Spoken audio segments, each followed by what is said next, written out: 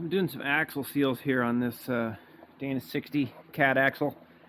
A lot of these go bad because they get shit inside the tubes and it works its way inside there, especially if you drive through mud, dirt and stuff. So I was sitting here, pulled the axles out, and a bunch of rust and crust and nasty came out with it. And I was thinking, man, thinking back to the Dana 60 for the rear of the crew cab when I cleaned that thing out using compressed air and brake parts cleaner, man, that was a shit show. So I thought, man, it'd be kind of cool if I could stick something in there and scrape that out.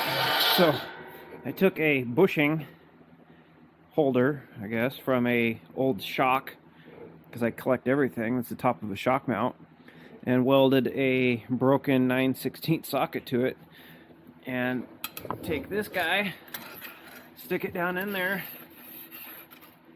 and just give it a scrape, and pulls that crap right out of there. Ooh, that was loud. Probably shouldn't have done that on camera. See, this one's been unmolested, so let's try this one. Sticker in there. Maybe not all the way. Woo! Oh, yeah, see, look at that. Come on, hand. Scrape all that crap right out of there. Of course, now it's going to go all over my floor because I wasn't prepared for this, but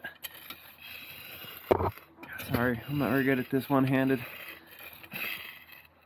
Look at that.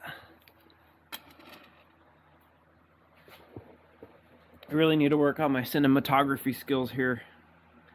But, yeah, see? Sure shit. There we go. Go through this a couple more times before I stick these axles back in. But yeah, easy,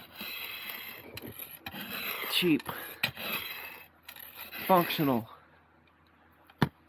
I like it.